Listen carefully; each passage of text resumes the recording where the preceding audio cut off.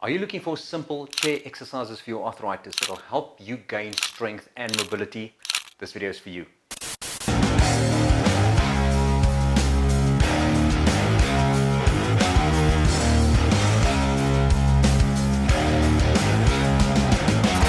Today I'm addressing low impact chair exercises for your arthritis that's still going to help increase your strength, limit your joint pain, and also improve your mobility. If you don't know who I am, my name is Marius Visser. I'm a biokineticist at the Namibian Oncology Center, and today I'm going to show you 6 exercises that you can do that's not only going to help you strengthen your joints but also alleviate your arthritic pain. So before we get started, it's always a good idea to speak to your healthcare provider just for him to have a look and see whether you are cleared for exercise. Let's begin. So it's always important for us to do a little bit of a warm-up before we start any sort of activity, especially if you've got stiff and aching joints from the arthritis. So we're going to begin with the spine and shoulder movement. So I want you to sit in your chair a little bit towards the edge of the chair, nice tall spine, and the first one we're going to be doing is a rotation of the whole entire thoracic T-spine, as well as opening up the shoulders. And from there we're going to place one hand on the opposite leg, this arm straight, take a deep breath in, nice and tall spine, and breathe out and rotate as far as you can, and then we come back. Breathe in and out and breathe out as far as we can, every time going a little bit further. And again, breathe in and out. 3, there we go. Let's go for 2 more. Now you can do this for as many times as you want, and I would recommend you do up to 10. And last one, and 5. And let's come back. For time purposes, I'm only doing 5 on a side. Breathe in and out. 2. And see whether you can match both sides with each other. If you feel a little bit more stiffer towards the one side, do more repetitions to that side. And 1 more, and come back. Now for our second warm-up, we're going to be sitting back into our chair, all the way back, but still a tall spine. Just because we're sitting down, it doesn't mean that we need to slump and keep everything here soft like jello. We want to always keep a nice tall spine. Always keep this belly button engaged, keeping it nice and tight. Now from there, we're going to warm up the knees. So from here, I'm going to extend one knee straight and lock it out as tight as you can. Hold for 2 seconds. 1, 2, and slowly down. And we do the other one. 1, 2, and down. And so we carry on, and we're going to do up to 20 of these. Now see whether you can get your knee as straight as you can. Some of you out there might have had a knee replacement or very bad arthritic knees, cannot straight as possible, but this is actually a very good exercise to actually help strengthen the knees to get you into that locked out, or what we call terminal knee extension. And I can actually feel the quad muscles burning as I'm trying to contract it as hard as possible. Let's go for a few more. Always keep that toe up as well, so we can get a nice stretch in the hamstring as well at the same time. Also gives a little bit of a nerve glide and helps free up the nerve running down the back of the leg, improving your flexibility. Let's go for a few more, and last one. And I think that was probably about 20. And relax. Now, the last one we're going to be doing as our warm-up are ankle circles. So we're going to be straightening one leg again, keeping it nice and stiff. And now we're going to circle our ankles like that. Nice, draw nice big circles for me. I want you to really emphasize all the muscles around the calves. Okay, you want to get the calves, the muscles on the anterior part or the front part of the shin moving, and the ones on the side of the leg. 9 and 10. Let's change other direction. 1, 2, 3. Well, I can feel everything around my lower leg burning. 6 and last 4, 7, 8. That's warming it up nicely. 9 and 10. And other side. 1, 2, 3, 4. This is the ankle that actually you might hear a click or 2 coming out of my ankle. 9, 10. Let's change. 1. Oh, there we go. So if you can see, my ankles are also clicking, probably from all the years of taekwondo, kicking in the heavy bag, doing all sorts of various activities. 9, and one more, and 10, and relax. And now we are ready to move. And for that, we're going to shift forward in our chair, because our first chair exercise is, of course, a chair squat. Now remember, depending on what your strength level is, I want you to either go from the chair to a standing position and back and sit back down. If you have to sit and take the weight off the legs before you go again, that is fine. You can also just lower yourself until you touch the chair and push back up again. Or you can do a partial squat where you only lower yourself halfway towards the chair, depending on your ability, level of pain, and strength in your legs. So I'm going to be doing the middle one where I'm just touching my bum on the chair and pushing back up. So from here, always making sure tall spine, shoulders back, leaning forward, making sure your nose or your chin is in front of your ankles or your heels. So from there, I'm leaning forward. Body weight is coming forward. You can even use your arms to actually help assist you coming up. That's 1. Breathe in, touch, and 2. Touch down, and 3. Now I'm using a normal tempo of, say, 2 seconds down. 1, 2, 3, 4. I'm not pausing at the bottom.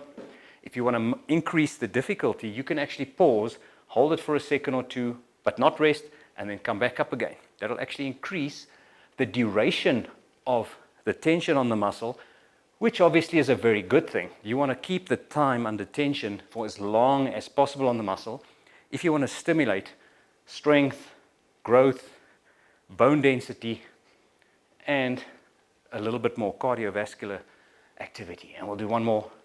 9 and 10, and relax. And we sit back down. Now from there we can take a little bit of a rest break. If it's all up to you, you can rest anything from 30 seconds to 1 minute in between sets. And I would like for you to do 3 sets of every one of these exercises. Start with 1 set, work it up to 2 sets, and then ultimately 3 sets. So this one is going to be the partial single leg squat. We're going to start with both legs together, and we're going to move one leg back and put 2/3 of our body weight on the front leg.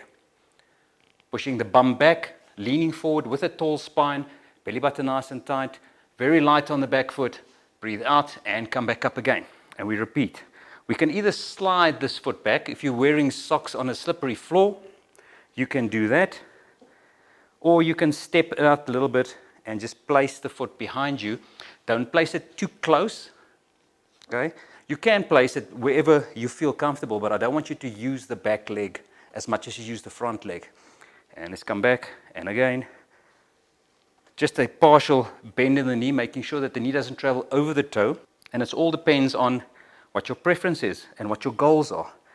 My goal here is to get the glutes, the quads, and the hammies to do as much work while eliminating a lot of the stress around the knee. Because if we start squatting with just using the knee, pushing it forward over the toes, a lot more stress goes through the knee. And if you've got arthritic knees, that is going to aggravate your knees.